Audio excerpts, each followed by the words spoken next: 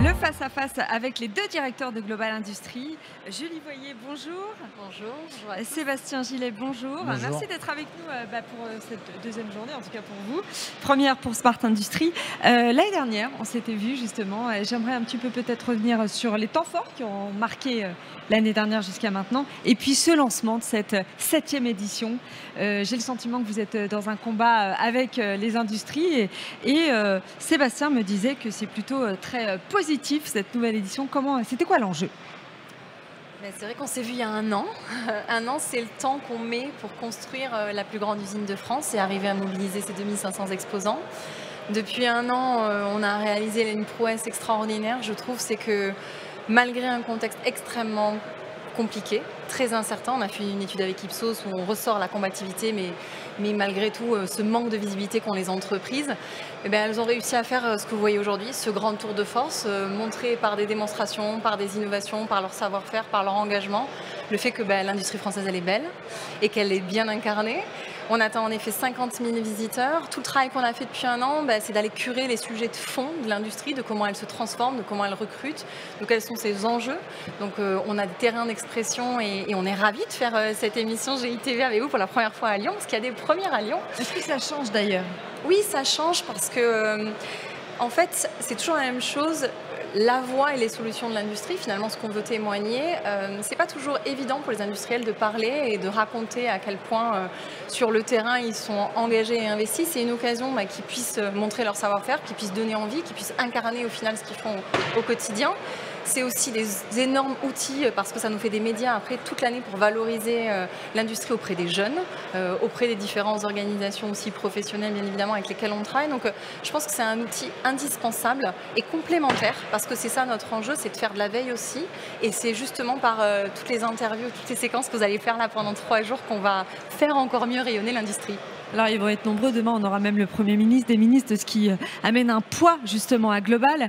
Sébastien, vous me disiez en off que vous étiez très heureux, qu'en fait, ce contexte structurel, conjoncturel, géopolitique, en tout cas, ces forces un peu négatives, Marc Ferracci le disait aussi, ils sont plutôt ces freins. On est dans un combat collectif et on sent ici une certaine émulation.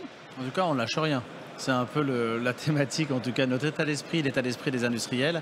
Et c'est vrai que vous l'avez évoqué, la partie politique, elle est importante parce que c'est une marque de reconnaissance déjà pour l'industrie. Et il y a forcément des messages qui vont être passés par le Premier ministre et par le ministre de l'Industrie parce que les messages à travers ce qu'on vit, contexte géopolitique et comment l'Europe et la France doit se positionner. Une nouvelle fois, nous, avec Julie, on ne veut pas faire de politique, on veut juste traduire et faire les remontées un peu de terrain de ce que les industriels disent. Mais c'est vrai que quand Julie a le sourire, quand j'ai le sourire et quand les industriels ont le sourire, on se dit qu'on donne une belle image de l'industrie, que tout n'est pas noir, on ne met pas les mains devant les yeux non plus, mais qu'il y a quand même des belles choses. On a les jeunes qui reviennent à l'industrie, on a un savoir-faire, on a quand même des filières industrielles qui fonctionnent quand même bien en France, l'agroalimentaire, le nucléaire par exemple. Donc positivons un petit peu tout ce qui est en train de se passer. Ne lâchons surtout pas les efforts qui ont été faits depuis 10 ans. Parce qu'il y a beaucoup d'efforts qui ont été faits pour l'attractivité des métiers, pour la féminisation dans l'industrie. Tout ça, c'est en train de gagner. Tout n'est pas encore fini. C'est pour ça qu'il ne faut pas lâcher. C'est pour ça que la thématique, c'est ne lâchons pas nos industriels, protégeons nos industriels. Et cette édition, en tout cas, va complètement l'illustrer. 20% de plus, en tout cas en termes de visiteurs. C'est un franc succès. On peut se féliciter, non? Vous savez tout, hein. Ça, c'était la journée d'hier. Maintenant, il faut qu'on reste sur cette tendance qui est très haute. Mais ça témoigne, en effet, comme dit Sébastien, de l'importance aussi que les acteurs ont besoin de se rencontrer. Parce que nous, on est un accélérateur du business. On est là, bien sûr, pour montrer les différentes tendances et innovations. Il y a plus de 500 nouveautés et innovations qui sont présentées là parmi les exposants du salon. Et il y a plusieurs enjeux, bien évidemment. On parle recrutement notamment. C'est pareil, on a quasiment 560 offres d'emploi qui sont là. Donc, c'est tout ça qu'il faut qu'on arrive à toujours mettre en lumière.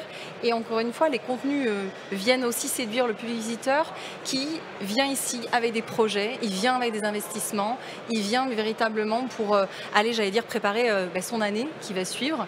Et c'est aussi pour ça qu'on a cette alternance entre Lyon et Paris. C'est ce qui fait aussi toute cette légitimité. Donc là, on sent que cette effervescence, elle est là justement parce que business first, il faut à un moment donné se sauver et il faut les accompagner. Est-ce que les sujets changent? Est-ce que les questions changent de la part des entreprises que vous avez, tout le long de la journée hier, pu rencontrer? Est-ce qu'ils sont inquiets ou est-ce qu'ils sont dans le combat collectif? Alors ils sont dans le combat collectif, c'est pour ça qu'on est très reconnaissant avec Julie de les voir depuis des années, pour ne pas dire des décennies. qui ont une certaine résilience en tout cas. Alors ils ont été déçus pendant un certain nombre d'années parce qu'on a un peu boudé l'industrie, on a plutôt mis l'agriculture à juste titre en avant. Il ne faut pas oublier que le poumon de la France et l'âme de la France, c'est aussi les industriels. Donc c'est pour ça que on dit régulièrement de les protéger. L'état d'esprit, on l'a dit, hein, c'est ne pas lâcher. C'est bien sûr que le contexte géopolitique manque de visibilité. Et c'est pour ça qu'il faut que l'Europe se positionne et la France entre les deux gros blocs chinois et américains. Parce que si on ne fait rien, si les pouvoirs publics ne font rien, si l'Europe ne fait rien, je pense que dans 10 ans, 15 ans, l'industrie va encore plus souffrir. Aujourd'hui, j'allais dire que si on s'aligne bien, si on se rassemble bien, qui est un peu le sujet aussi de Global Industrie, je n'ai pas trop d'inquiétude d'une certaine manière pour l'avenir. Je ne dis pas que tout ira bien dans toutes les filières, dans tous les métiers, mais j'allais dire, on est quand même bien engagé. On attend 8000 jeunes sur cette édition, ce qui prouve que les jeunes veulent revenir à l'industrie, ce qui prouve que les métiers leur parlent aujourd'hui et ce qui prouve surtout que les industriels aujourd'hui embauchent. On n'est pas dans un monde où on n'embauche plus. On a des postes à pourvoir, il y en a quand même 70 000 encore dans cette année, postes à pourvoir dans différentes filières de l'industrie. Donc il y a plein de choses qu'il faut positiver. Donc, par contre, dans les allées, on parle toujours de décarbonation, mais on ne parle plus de problématiques de décarbonation, parce que la décarbonation, les industriels, ça fait bien longtemps qu'ils la font. Et ils ont une agilité dans les crises qu'on a pu enchaîner depuis un certain nombre d'années. Ils ont toujours anticipé ces crises-là. Donc les sujets, c'est surtout aidez-nous, ne nous lâchez pas. Merci à tous les deux. Mais de toute façon, on se voit tout à l'heure. Avec grand plaisir. À la fin de cette émission. Et puis comme ça, vous allez un petit peu encore plus tester le pouls et puis me revenir avec plein de belles infos, peut-être, je ne sais pas, des actualités. À tout à l'heure. Merci à tous les deux. Merci à vous.